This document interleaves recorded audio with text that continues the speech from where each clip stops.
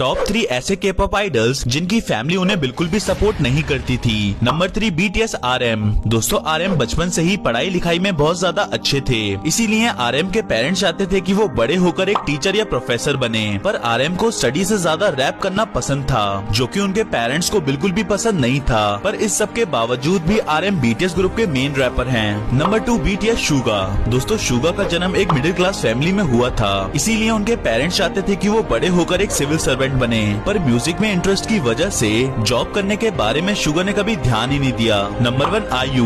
दोस्तों आयु का जन्म एक गरीब परिवार में हुआ था, यहाँ तक कि खाने के लिए खाना और खुद का घर भी उनके पास नहीं था। इसलिए उनके पेरेंट्स के लिए आयु का पैशन इम्प्रैक्टिकल था, लेकिन जो बड़े सपने देखते हैं उन्हीं के पूरे भी होते हैं। आयु बहुत ही यंग एज में साउथ कोरियन फेमस सिंगर और के ड्रामा एक्ट्रेस बन गयी। दोस्तों क्या आपके पेरेंट्स के पॉप आइडल बनने के लिए सपोर्ट करते हैं या नहीं, हमें कमेंट्स में जरूर बताना।